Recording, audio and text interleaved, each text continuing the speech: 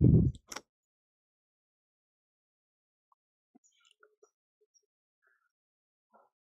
हो गया, आवाज आ गया, आप चालू कर दो। आप डन सर, कर दिया मैंने। आप ऑन हो गया? हाँ तो लाइव शुरू है। अच्छा, लाइव शुरू है, ठीक ठीक। मैं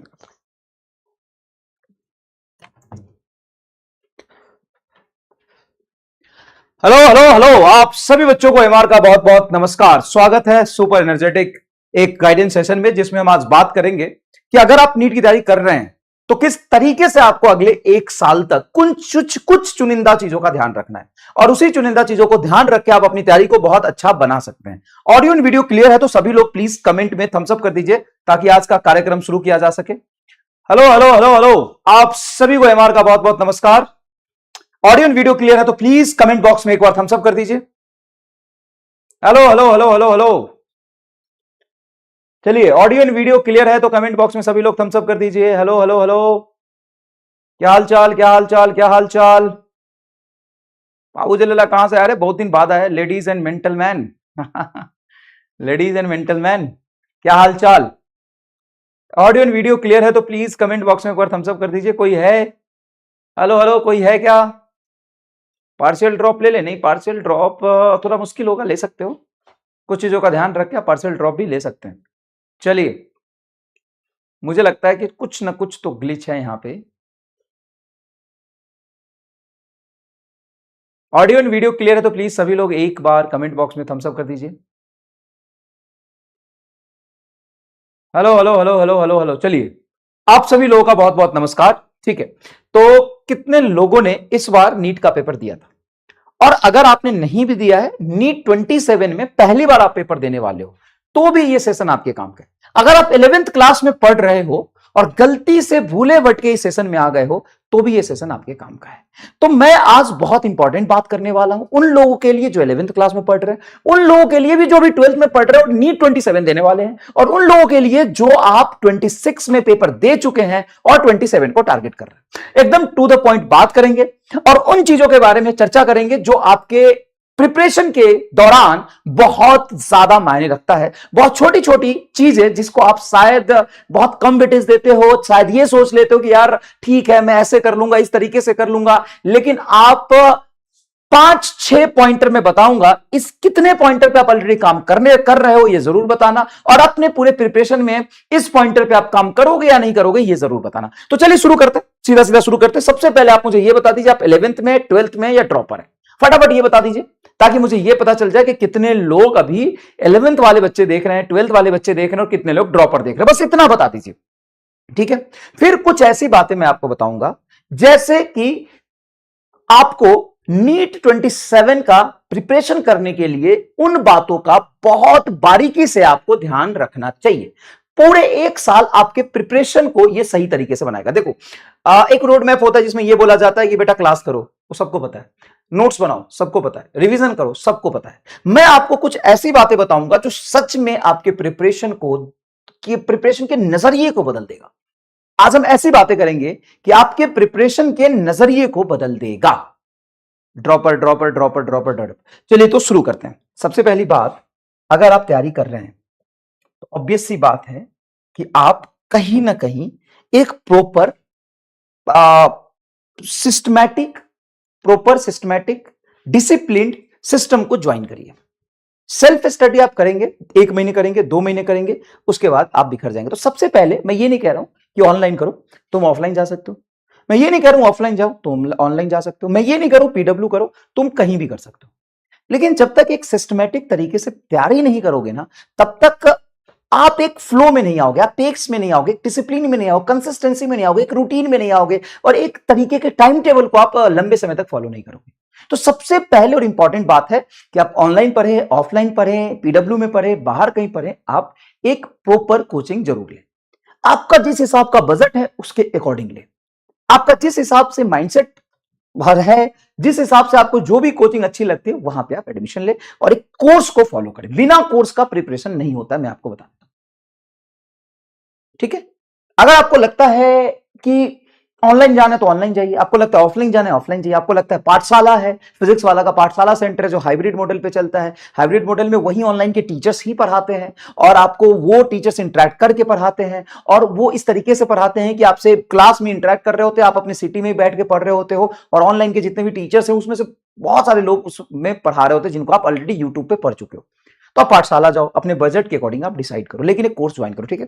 पहली बात, एक कोर्स ज्वाइन करना बहुत इंपॉर्टेंट है। दूसरी बात, कोर्स ज्वाइन करने के साथ साथ आपको क्लास रेगुलर करना है, टीचर पे भरोसा करना है। सबसे पहले टीचर पे ट्रस्ट करो। हाँ, पहले ट्राई करो फिर ट्रस्ट करो। पहले टीचर के बारे में पता करो, कोचिंग के बारे में पता करो, जो बैच ज्वाइन करो उसके बारे में पता करो कि इसमें पढ़ाने वाले लोगों ने कितने रिजल्ट दिए, उनको कितना एक्सपीरियंस है, उन्होंने कितना पढ़ाया है, जो सिलेबस है नीट का वो कब से पढ़ा रहे हैं, ये पहले आप देख लो। फिर उसमें रिजल्ट की एनालिसिस कर लो। पहले एकदम ही जांच पड़ताल करो, फिर एक बार ट्रस्ट करो, लेकिन ट्रस्ट करो तो पूरा कोर्स करो। देखो, तुम शायद बायोलॉजी के स्टूडेंट हो तो इतना जानते हो कि मेडिसिन एलोपैथी लो या होम्योपैथी लो, जब तक पूरा कोर्स नहीं करते हो ना तो बेकार हो जाता है। जैसे आप फीवर हो गया, कफ हो गया, तो आप डॉक्टर के पास जाते हो, डॉक्टर एक ना एंटीबायोटिक का कोर्स लिखता है, एक डोज होता है 10 गोली का, उसमें अगर 4 खा लोगे ना तो काम नहीं करेगा, शायद वो उल्टा काम करते। तो जब भी आप कहीं भी कोर्स ज्वाइन करते हो ना तो सबसे पहले वेरीफाई करो, फिर ट्रस्ट करो। फिर जब कोर्स ज्वाइन कर लो ना तो उसको आधा कोर्स मत करो। ऐसा नहीं कि एक चैप्टर पढ़ा मजा नहीं आ रहा, मजा पढ़ाई में नहीं है, है ना। जैसे जीवन आसान नहीं, आसान बनाना पड़ता है। जीवन, लाइफ आसान नहीं, आसान बनाना पड़ता है। उसी तरीके से प्रिपरेशन कभी भी मजेदार नहीं होता, आपको मजेदार बनाना पड़ेगा अपने माइंडसेट को चेंज करके। पढ़ना कभी भी आसान नहीं है, लेकिन छोटे छोटे चीजों को समझ के, छोटे छोटे क्वेश्चंस को सॉल्व करके अपनी सेल्फ अचीवमेंट को एंजॉय करना सीखिए। कोर्स ज्वाइन करिए, उसको पूरा फॉलो करिए, लेक्चर देखिए, नोट्स बनाइए। उसके बाद कुछ 4-5 बातों को ध्यान में रखना, वो मैं आपको बताऊंगा। सबसे पहली बात, जब भी आप क्लास करते हो, मैं हमेशा आप बच्चों को बताता हूं, एक्टिव रिकॉल बहुत इंपॉर्टेंट है। एक्टिव रिकॉल क्या होता है कि जब भी आप क्लास कर लेते हो, ठीक है, तो क्लास के बाद या शाम को या कभी भी नोट्स बंद कर दीजिए, लेक्चर बंद कर दीजिए, पीडीएफ बंद कर दीजिए, वीडियो बंद कर दीजिए। आप एक पेन उठाइए और रफ पेज उठाइए और रफ पेज पे आज जो टीचर ने पढ़ाया है उन सबको, थ्योरम को लिखिए, फिजिक्स और केमिस्ट्री में, बायो में, सब में लिखिए और लिख लिख के आप प्रैक्टिस करिए। फॉर्मूला को लिखिए, कंसेप्ट को लिखिए, क्वेश्चन लिखना जरूरी नहीं है। जो भी फॉर्मूला टीचर ने पढ़ाया, कंसेप्ट पढ़ाया, कुछ स्पेशल केस बताया, उसको खुद से लिखिए। कितने लोग ये करते हैं, एक बार थम्स अप करके बताइएगा। नहीं करते हैं तो थम्स डाउन करके बताइए और आगे से इसको रिग्रेसली फॉलो अप करिए, ठीक है। चलिए, एक बात समझ में आ गया। दूसरी बात, एक टाइम और स्टॉप वॉच के साथ ही आप डीपीपी या क्वेश्चन प्रैक्टिस करें। प्रॉब्लम क्या होता है ना कि 90% बच्चों को ना टाइम मैनेज करने में प्रॉब्लम आता है। हाँ या ना में जवाब देना। 90% बच्चों को टाइम मैनेज करने में प्रॉब्लम आता है जब वो टेस्ट देता है। क्यों मैनेज करने में प्रॉब्लम आता है कि जब वो क्वेश्चन कर रहा होता है तो घर पे बैठ के आराम से क्वेश्चन करता है, एकदम आराम से बैठ जाता है, फिर 2 घंटे में 10 क्वेश्चन करता है। लेकिन एग्जाम में तो लिमिटेड टाइम होता है, तो जब एग्जाम में बैठता है 10 क्वेश्चन करता है, उसको लगा टाइम ही नहीं मैनेज हो पाया। इस नीट में भी देखोगे तो पेपर बहुत टफ नहीं था, लैंग्वेज वाइज लेंथी पेपर बनाया गया था। एग्री करते हो इस बात को? लैंग्वेज वाइज लेंथी पेपर बनाया गया था। एग्री करते हो? पेपर अगर आपने दोबारा देखा होगा तो इस साल भी पेपर ऐसा नहीं था कि बहुत टफ था, बहुत बहुत ज्यादा टफ नहीं था, लेकिन लैंग्वेज इतना लेंथी था कि वो पेपर 1 घंटे में करना टफ था फिजिक्स का। बात मानते हो? तो स्टार्टिंग से ही स्टॉप वॉच लगा के ही आप डीपीपी और क्वेश्चन प्रैक्टिस करिए। तो पहली बात आपको मैंने बताया है कि रफ पेज में लिख लिख के क्वेश्चन प्रैक्टिस करना है। दूसरी बात बताया है कि स्टॉप वॉच के साथ आपको डीपीपी और क्वेश्चन प्रैक्टिस करना है। नहीं करते तो यह बदलाव आज से ही लाना शुरू कर दीजिए, ये आज से ही बदलाव लाना शुरू कर दीजिए। नेक्स्ट देखिए, टेस्ट से पहले टेस्ट। कितने लोग ये करते हैं? टेस्ट से पहले टेस्ट। हाँ, अगर आप ऑनलाइन में पढ़ रहे हो तो आपको पता है कि पिछले साल भी ऑनलाइन बैच था, उसका भी एक्सेस आपको मिला है, उसमें टेस्ट अपलोडेड है। तो अगर आपको संडे का एक पर्टिकुलर सिलेबस का टेस्ट है, वो तो पिछले साल भी हुआ था, वो जाके दो। 2 बैच का दो, 3 बैच का दो, टेस्ट से पहले टेस्ट दो और खूब सारे टेस्ट दो और फिर देखो तुम्हारी टेस्ट में marks, confidence, time management, efficiency सब बढ़ेगा, ठीक है। नेक्स्ट, 3-4 सीरियस स्टूडेंट का ग्रुप जरूर बनाओ। ऑफलाइन में ये बनाना इजी होता है, ऑनलाइन में भी पढ़ रहे हो, जैसे यकीन में पढ़ रहे हो, किसी लाइब्रेरी में जाके पढ़ते हो, तो वहां पे 4-5 दोस्तों का ग्रुप बनाओ, क्योंकि आपको लगता हो कि आप बहुत सीरियस हैं, आप बंद कमरे में पढ़ लेंगे।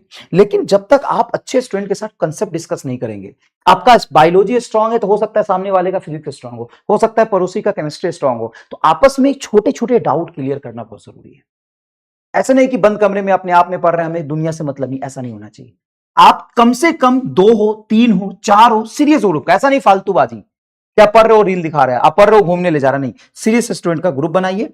और किसी का केमिस्ट्री स्ट्रांग है तो उससे डाउट पूछिए, किसी का फिजिक्स स्ट्रांग है तो डाउट पूछिए, आपका बायोलॉजी स्ट्रांग उसको बताइए। नेक्स्ट देखिए, एनसीईआरटी एग्जाम्पलर जेईई मेन के पीवाईक्यू मस्ट है करने, नीट पीओक्यू तो करना ही है, लेकिन एनसीईआरटी एग्जाम्पलर और एनसीईआरटी की रीडिंग जरूर करना। और एनटीए का जो सिलेबस आता है ना, वो डाउनलोड करके सिलेबस के हर एक एक पॉइंट को मार्क करके पूरा अच्छे से उस पर पीएचडी जरूर करना। टेस्ट एनालिसिस करो, हर टेस्ट देने के बाद आप अपने स्किल को डेवलप करो कि टाइम मैनेजमेंट आपसे अच्छे से हुआ कि नहीं, आप क्वेश्चंस रिवीजन करके जा रहे हो तो आप कर पा रहे हो कि नहीं, लैंग्वेज पे आप कितना कमांड कर पा रहे हो, सिली मिस्टेक हो रहा है तो किस तरह का, उस पर फोकस करो, and equal focus on all subject. अब प्रॉब्लम क्या होता है ना, बच्चों को लगता है उसका बायोलॉजी स्ट्रांग है, सिर्फ फिजिक्स ही पढ़ना है, और लास्ट में उसके बायो और केमिस्ट्री में नंबर नहीं आते। चाहे कुछ भी हो जाए, 90 क्वेश्चंस बायोलॉजी के आएंगे, फिजिक्स के नहीं आएंगे। तो आपको टाइम बायोलॉजी में भी देना है, उसके भी रिविजन्स करने हैं, कंसेप्ट पढ़ने हैं, नोट्स बनाने, सारा काम इक्वली वेटेज के साथ आपको करना है। ठीक है, अब आगे इन 7 चीज मैंने मोटा मोटा लिखा है, कितने चीजों को आप फॉलो कर रहे थे ये बताओ, और कितने चीजों में आप चेंज लाओगे ये बताओ। कितने लोग सातों के सातों चीजों को फॉलो करेंगे, है ना, मतलब इक्वल वेटेज सबको देंगे, बहुत जरूरी होता है, अपने रिक्वायरमेंट के हिसाब से दीजिए। रफ पेज पर लिख लिख के प्रैक्टिस करिए, स्टॉप वर्ड्स के साथ डीपीपी दीजिए, टेस्ट से पहले टेस्ट दीजिए, 3-4 सीरियस स्टूडेंट का ग्रुप बनाइए, एनसीईआरटी एग्जाम्पल एनसीईआरटी जरूर करिए, टेस्ट एनालिसिस करिए, equal focus on all subject करिए। और एक बहुत इंपॉर्टेंट बात, इस पूरे जर्नी में ना अपने डाइट का और एक्सरसाइज का, हेल्थ का ध्यान जरूर रखो। इन सभी चीजों में सब लोग स्ट्रेटजी बहुत बताते हैं, आप भी स्ट्रेटजी बहुत बनाते हो, लेकिन कहीं ना कहीं हम अपने हेल्थ से सेक्रीफाइस करते हैं, और ये बहुत शॉर्ट टर्म में हमें पता नहीं चलता, लेकिन लॉन्ग टर्म में बहुत इसका इफेक्ट पड़ता है आपकी एफिशिएंसी में, आपके फोकस में, आपके पीस ऑफ माइंड पे, आपके सोचने के तरीके में बहुत बदलाव डालता है। तो आप प्रॉपर 8 आवर का स्लीप जरूर ले, प्लीज, मैं सभी से रिक्वेस्ट कर रहा हूं, पीस ऑफ माइंड बहुत जरूरी है। खुश होकर पढ़ोगे, ज्यादा इफिशियंसी से ज्यादा देर तक पढ़ोगे, इरिटेट होके, फ्रस्ट्रेट होके पढ़ोगे, दुखी होके पढ़ोगे, तो थोड़ी देर में परेशान होके पढ़ाई छोड़ दोगे। तो आप मेरी बात समझो, आपको क्वेश्चन प्रैक्टिस करना, रिवीजन करना, ये बहुत इंपॉर्टेंट है, और टाइम लिमिट के साथ करना ये और ज्यादा इंपॉर्टेंट है। लेकिन साथ साथ में आपको शेड्यूल ऐसा बनाना है कि आप 7 आवर का स्लीप जरूर ले, मिनिमम 6 to 7 आवर का स्लीप ले, इससे कम नहीं, इससे ज्यादा भी नहीं। 6 to 7 आवर का हेल्थ प्रायोरिटी रखें, हेल्थ को प्रायोरिटी दे, इसका भी बहुत रोल है भाई, है ना, अपने लिए कर रहे हो। चलिए, अब road map to drop year मैंने बता दिया। अब ड्रॉप लेने का अगर डिसीजन आपने ले लिया, आप ऑनलाइन में पढ़ रहे हैं, बहुत अच्छी बात है, आप ऑनलाइन समझ में आता, पढ़िए, लेकिन कंसिस्टेंसी से उसको फॉलो करिएगा, अपने दोस्तों के साथ डाउट डिस्कशन जरूर करिएगा। लेकिन अगर आपको लगता है कि नहीं, हमें तो ऑफलाइन जाना है, तो आप विद्यापीठ में जा सकते हैं, जैसा कि आपको ऑप्शन पता है। लेकिन एक ऑप्शन और है, विद्यापीठ की हम बात कर चुके, पाठशाला। पाठशाला के फीचर्स क्या क्या है आपको मैं बहुत अच्छे से बताता हूं। एक्चुअली में पाठशाला है इस एजुकेशन का फ्यूचर, मैं ईमानदारी से बताता हूं, पाठशाला ही एजुकेशन का फ्यूचर है। कैसे, सुनना ध्यान से। पाठशाला में वो टीचर्स पढ़ाते हैं जो ऑलरेडी बहुत ऑफलाइन में 8 साल, 10 साल, 15 साल पढ़ा चुके हैं, और उनके लेक्चर्स ऑनलाइन यूट्यूब पे बैचेस में अवेलेबल है। ऑनलाइन लेक्चर्स में भी, ऑनलाइन क्लासेस में भी पढ़ाते हैं, जो पीडब्ल्यू के बैचेस होते हैं, पीडब्ल्यू की यूट्यूब सीपी पे भी पढ़ाते हैं, और साथ साथ में वो आपको पाठशाला में पढ़ाते हैं। तो ऑलरेडी जो टॉप नॉच टीचर हैं, जिनका कंटेंट बहुत स्ट्रांग है, जिनको आप यूट्यूब पे पढ़ाते हुए देख चुके हो, जिनको यूट्यूब पे पढ़ के आपने सीखा है, जिनके ऑनलाइन बैचेस में आपने पढ़ के सीखा है, जैसे डॉली मैम हो गए, बहुत सारे लोग हैं, मोहन सर हो गए, ये सारे लोग पाठशाला में आपको पढ़ाते हुए मिलेंगे। ठीक है, तो पाठशाला में टीचर्स बहुत अच्छे मिलेंगे, पहली बात। दूसरी बात, पाठशाला हर वो छोटे छोटे सिटी में जहां पे है, देखो भारत को गांव का देश कहते हैं, और गांव में भी छोटे छोटे पास में बहुत सारे सिटी डेवलप हो गए हैं, रूरल सिटीज हुए, उस सिटीज में पाठशाला अवेलेबल है। जैसे मैं बात करूं पाठशाला कहां पे है, तो पाठशाला अभी मैं दिखाऊंगा बिहार के, महाराष्ट्र के, असम के, झारखंड के छोटे छोटे जगह पे। दूसरा, तीसरा, पाठशाला का फी स्ट्रक्चर बहुत कम है, विद्यापीठ प्योर ऑफलाइन से थोड़ा कम होता है, तो टीचर्स भी अच्छे मिल गए, छोटे छोटे सिटीज में है, और फी स्ट्रक्चर भी बहुत कम है। आपको बाहर जाके बड़े बड़े सिटी में रहने का खर्चा कम आएगा, क्योंकि आप छोटे सिटी में घर पे पास में रह सकते हो, या छोटे सिटी में लिविंग कॉस्ट कम है, तो आपको बहुत अच्छे टीचर्स भी पढ़ा रहे हैं, छोटे छोटे सिटीज में भी है, आपको बाहर रहने का खर्चा कम हो गया, बाहर खाने का खर्चा कम हो गया। और दूसरी इंपॉर्टेंट बात, टीचर्स पढ़ाएंगे आपको ऑनलाइन में, नोएडा में बैठ के, लेकिन आपको ऑफलाइन सेंटर में जाके पढ़ना है, तो आप टीचर के सामने पढ़ रहे हो, तो टीचर पढ़ते पढ़ते आपसे सवाल पूछ सकता है, हाँ भाई रामलाल तू बता, तुमको क्या समझ नहीं आया। तो पाठशाला का जो फीचर्स है ना, एक्चुअल में एजुकेशन का फ्यूचर है। इसी तरीके से अफोर्डेबल ऑफलाइन बोल सकते हो आप इसको। ठीक है, तो क्वालिटी एजुकेशन के साथ आप एकदम इंट्रैक्शन के साथ, टीचर के इंट्रैक्शन के साथ पढ़ते हो। देखो, best education with premium learning environment आपके सिटी में, आपकी सिटी में जहां से आप हो उसी सिटी में, बता देता हूं सिटी कौन कौन है। Top faculty from Kota and Noida and all over India. Noida and Kota क्या होता है, नोएडा और कोटा क्या होता है, इंडिया।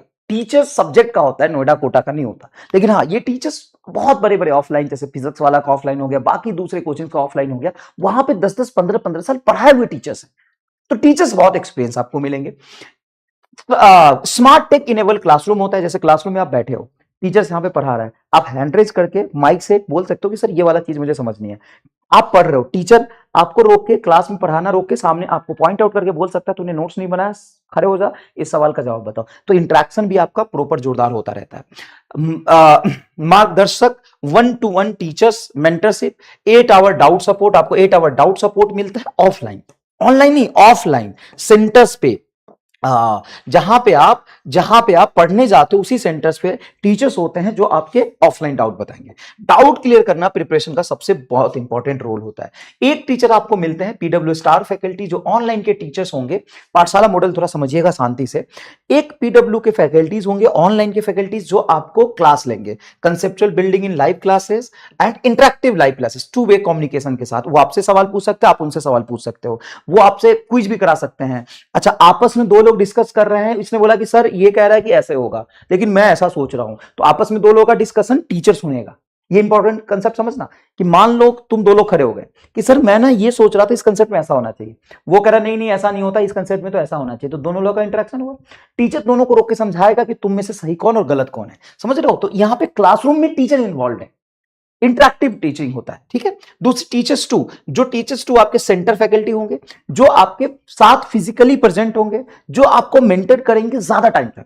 आप उनसे 1 घंटे का टाइम ले सकते हो एक्स्ट्रा में शाम को, और बोल सकते हो कि सर मुझे ना डायमेंशनल एनालिसिस समझ नहीं आ रहा, आप वो बता दीजिए। आप बोल सकते हो कि सर रोलिंग मोशन कैसे होता है, सर मैग्नेटिक फील्ड निकालना मुझे समझ नहीं आ रहा, एक्स्ट्रा में बता दीजिए। तो कई बच्चे क्लासरूम में, चाहे ऑनलाइन क्लास हो या ऑफलाइन क्लास हो, वो सीख नहीं पाते अच्छे से।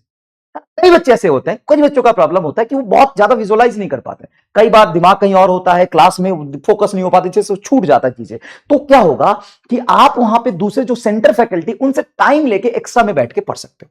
ठीक है ना, जो फिजिकली वहां पे प्रेजेंट होते हैं। ठीक है। Smart screen 3D animation and offline lectures में होते हैं। रिकॉर्डेड लेक्चर्स आपको मिल जाते हैं जो क्लास आपके ऑनलाइन हुए रहते हैं। दंगल क्विज एक्टिविटी क्लासरूम में चलता है, जिससे आपको प्योर ऑफलाइन का फील आता है।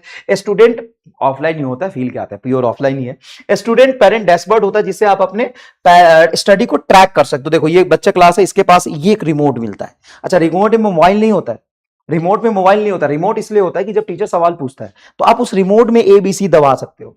इससे यह भी पता चल जाता है एग्जैक्टली कितने बच्चों ने कितना जवाब दिया। अच्छा, उसमें नाम भी आ जाते हैं कितने फास्ट दिया है। जैसे ऑनलाइन में मोबाइल से देते हो, तो ऑनलाइन में क्या होता है कि कई बार क्विज खेलते खेलते यूट्यूब खेलने लगते हो, कई बार क्विज खेलते खेलते इंस्टा रील खेलने लगते हो। वहां पे ऐसा डिस्ट्रैक्शन नहीं, वहां पे एक रिमोट मिलता है इस काम के लिए। ऑनलाइन में तो ऐसा नहीं होता, ऑनलाइन में तो फोन चलाते चलाते पता नहीं तुम कहां चले जाते हो। ठीक है ना। तो प्योर ऑफलाइन में ऐसा होता है। देखिए ये फिजिकली प्रेजेंट टीचर है जो ऑफलाइन इनको पढ़ा रहा है। देखिए ऑफलाइन ये डाउट बता रहा है, ये ऑफलाइन टेस्ट हो गया, इनका टेस्ट का एनालिसिस कर रहा है। इसी तरीके से आप नॉन एकेडमिक डाउट भी डिस्कस कर सकते हो, अपने पढ़ाई के शेड्यूल को, अपने पर्सनल प्रॉब्लम को शेयर कर सकते हो कि सर मेरा मन नहीं लग रहा, मुझे ये दिक्कत आ रही है, मैं यहाँ रह रहा हूँ, वहाँ का एनवायरमेंट ठीक नहीं है, तो कैसे फोकस करें। ऑफलाइन माइलस्टोन टेस्ट होते हैं, टेस्ट बहुत होते हैं ऑफलाइन में। Offline all India test series आपको मिलता है। इनफाइनाइट प्रैक्टिस पेपर एनसीईआरटी पिटारा आपको मिलता है, जो कि आप यहाँ पे देखिए ये ऐसा इन्वायरमेंट होता है। ये प्योर ऑफलाइन नहीं है, पाठशाला का सेंटर है। देखिए यहाँ पे एक ना भैया भी होते हैं बैठे हुए लाइव क्लास के दौरान, जो नजर रखते हैं क्लास के डिसिप्लिन पे। देखिए एक भैया यहाँ पे वो भी चेक कर रहे हैं कि आपने होमवर्क करके आया कि नहीं है। जैसे टीचर्स आपको बोर्ड पर दिख रहा है, टीचर्स आपसे इंटरेक्ट कर रहा है, लेकिन टीचर एग्जैक्टली बोर्ड कूद के तो नहीं आएगा। तो वहां पे एक भैया होते हैं जो उनको बोल सकता है कि भाई इसका नोट्स मुझे दिखाओ कैमरे के सामने लाके, इसका नोट्स कैमरे के सामने लिखा दो, है ना। 1-to-1 mentorship bye teachers, teacher से, जैसे ऑनलाइन टीचर आपको पढ़ा रहा है, तो आप क्लासरूम में टीचर से बोल सकते हो कि सर आप रुक जाइए ना, मुझे क्लास के बाद ना 2 मिनट आपसे बात करनी है, कुछ प्रॉब्लम है। तो सारे बच्चे को टीचर भेज देता है, फिर आप क्लासरूम में हो तो टीचर सबसे 5 मिनट बात करता है ना। तो ये ऑनलाइन टीचर्स बात करते हैं। जो सेंटर पे टीचर्स अवेलेबल होते हैं वो तो बात करते ही करते हैं। Study planner, motivation, emotional guidance, ये वीक टॉपिक पर है, वहां के सेंटर टीचर्स काम करेंगे, टेस्ट स्कोर एनालिसिस काम करे। देखिए ये देखिए ऐसे 3 बच्चे यहाँ पे देखिए बैठ रहे हैं, ये एक्चुअल फोटो है सेंटर्स का। ये देखिए 2 बच्चा यहाँ पे डिस्कस कर रहे हैं टीचर्स के साथ। ये देखो ये क्वेश्चन डाउट अपना पूछ रहे हैं। ये देखो यहाँ देखिए, ये जैसे फिजिक्स के 2 टीचर हो गए, केमिस्ट्री के 2 टीचर हो गए, बायो के टीचर हो गए, ये ऐसे टीचर्स बैठे रहते हैं और बहुत सारे बच्चे उस डाउट रूम में अपने डिस्कस कर रहे हैं। ये कुछ नीट 2025 के रिजल्ट है। देखिए नीट 2025 में वीएमएमसी दिल्ली में बच्ची पढ़ रही है, अंशिका शर्मा, ये पाठशाला से पढ़ी थी। यासीर पाठशाला से पढ़ा हुआ है। ये केजीओएमयू में, ये आरएनटी उदयपुर में बच्चे पढ़ रहे हैं। ये सारे रिजल्ट पाठशाला के। तो बच्चे पाठशाला से सेलेक्ट होते हैं, और सेलेक्ट होने का रीजन ये है कि वहां पे बच्चे पाठशाला पे ट्रस्ट करते हैं, उसके इकोसिस्टम पे ट्रस्ट करते हैं और टीचर्स पे ट्रस्ट करते हैं। टीचर कंटेंट सिद्ध से देता है, बच्चा उस कंटेंट को फॉलो करता है, पूरा कोर्स लेता है, क्वेश्चन प्रैक्टिस करता है और ये सामने आपको रिजल्ट मिलता है। ये सारे बच्चे आप देख सकते हैं और ये प्रॉपर पाठशाला के स्टूडेंट है। ये सभी पाठशाला से पढ़े हुए बच्चे। चलिए सेंटर्स कहां कहां पे होते हैं बात कर लेते हैं। तो सबसे बिहार में सेंटर आपको दरभंगा में मिलेगा, नालंदा में मिलेगा, पटना में मिलेगा, पूर्णिया में मिलेगा, समस्तीपुर में नहीं मिलेगा, सहरसा में मिलेगा, औरंगाबाद में मिलेगा, सारण में मिलेगा, सीतामढ़ी में मिलेगा और गया जी में मिलेगा। ठीक है, गया जी पटना के पास है। और हजारीबाग, अच्छा हजारीबाग तो यहाँ है, देवघर में मिलेगा, गिरिडीह में मिलेगा और हजारीबाग में मिलेगा। ये आपके सेंटर्स हैं बिहार के और झारखंड के। समझ गए। नेक्स्ट सेंटर देखिए, उड़ीसा में देखिए बालासोर, कटक, संबलपुर, ब्रह्मपुर, राउरकेला, ये देखिए बारापेटा, डिब्रूगढ़, जोरहट, नागांव और तेजपुर। ये महाराष्ट्र लग रहा है, अच्छा नहीं असम में, सॉरी असम, नागांव असम में। महाराष्ट्र के सेंटर्स देखिए भाई साहब, पूरे महाराष्ट्र में छाए हुए। अमरावती, चंद्रपुर, गोंडिया, मैं नाम गलत पढ़ सकता हूं, कुछ देख लेना अपना, हिंगोली, ये क्या है, प्रवानी, अच्छा बारामती, ठीक है ना, वीड, बुलधाना, बहुत बढ़िया, धूले, जलगांव, जलना, ये ऐसे सेंटर, सांगली, सतना, सोलापुर, हिल्यानगर एंड कोल्हापुर। ठीक है, ये महाराष्ट्र का सेंटर है। कौन सा सेंटर आपके सिटी के आसपास है कमेंट करके बताइएगा। तब तक हुबली, धरवाद, कलबुर्गी, बेलगम एंड विजयपुरा, ये सेंटर्स आपके कर्नाटका के। ये कर्नाटका के सेंटर्स। फिर आपका एचआरएन यूके का सेंटर है हल्द्वानी, नारनौल एंड सोनीपत, है ना। एचआरएन यूके का सेंटर है हल्द्वानी, नारनौल एंड सोनीपत। ये सेंटर बेटा उत्तर प्रदेश का बिजनौर, मथुरा, झांसी, लखीमपुर, शाहजहांपुर, गाजीपुर, अयोध्या, जौनपुर, रायबरेली, बलिया, देवरिया, है ना। कौन सा सेंटर आपके पास है कमेंट करके बताइएगा। मुर्शिदाबाद एंड नादिया, 2 सेंटर आपके वेस्ट बंगाल में, मुर्शिदाबाद एंड नादिया। उसके बाद देखिएगा छतरपुर, रेवा, सागर, सतना, छिंदवाड़ा, ये है आपका मध्य प्रदेश का। और ये छत्तीसगढ़ के सेंटर है कोरबा, रायगढ़। ठीक है, और स्कॉलरशिप भी, आप बच्चे बोलेंगे कि सर फीस तो कम है, लेकिन ये भी हम अफोर्ड नहीं कर सकते, तो मार्क्स के बेसिस पे नीट 2026 के मार्क्स के बेसिस पे आपको स्कॉलरशिप भी मिल रहा है ना। फ्लैट फी पर सेंटर भी है ना, 450 से कम अगर आपके नंबर है तो आप सेंटर पे जा सकते हैं। तो देखिए सबसे इंपॉर्टेंट बात है कि मैंने आपको बताया कि पढ़ना कैसे है, ठीक है, और वो 7 चीजें जो बताई है ना, वो सबसे ज्यादा इंपॉर्टेंट है, उसको आप रिग्रेसली फॉलो करिए, सातों को आपको बेनिफिट मिलेगा। इसी वीडियो के नीचे आप सिर्फ आज से 10 दिन बाद आके कमेंट करना कि आप वो सातों चीजें फॉलो कर पा रहे हो नहीं। सभी को ये टारगेट लेना है, तो सभी लोग प्रॉमिस करिए कि सर प्रॉमिस है आपसे 7 दिन बाद आके इसी वीडियो पे मैं फिर से कमेंट करके बताऊंगा वो सातों चीजें मैं फॉलो कर रहा हूं कि नहीं। बाकी आपको पढ़ना कहाँ है, आप कोई एक रिलायबल सिस्टम देखिए, उस सिस्टम को पूरा पढ़िए, जहां से भी पढ़िए पूरा पढ़िए, ठीक है। उसके बाद पाठशाला के कुछ अपने बेनिफिट्स है। पाठशाला के बेनिफिट्स है कि छोटे छोटे सिटी में है। पाठशाला के बेनिफिट में है कि वो अफोर्डेबल है। पाठशाला का बेनिफिट है कि उसमें टीचर्स बहुत ज्यादा अच्छे ऑनलाइन के पढ़ाते हैं। उसमें बेनिफिट ये है कि आपको डाउट सपोर्ट बहुत अच्छा मिल जाता है। तो ये कुछ बेनिफिट्स है, ठीक है, ठीक है। थैंक यू सो मच, धन्यवाद आपका बहुत बहुत, फिर जल्दी मिलते हैं। Thank you so much. और कमेंट करके जरूर बताइएगा कि सातों चीजों में से कौन सा फॉलो करने वाले हैं और किस पाठशाला के सेंटर के पास आपका घर है। इतना तो बता ही सकते हो भाई। देखें सबसे ज्यादा सेंटर के पास कितने बच्चों, मतलब कितने बच्चे सबसे ज्यादा है किसी सेंटर के पास, किस सेंटर के पास सबसे ज्यादा बच्चे, ये देखना चाहता हूं मैं, किस सेंटर के पास या नियर बाई में सबसे ज्यादा बच्चे, ठीक है ना। देखते हैं कौन सा सेंटर जीतता है। कम ऑन, पोल स्टार्ट करिए नाउ। कौन से सेंटर के आसपास सबसे ज्यादा बच्चे हैं देखते हैं। चलिए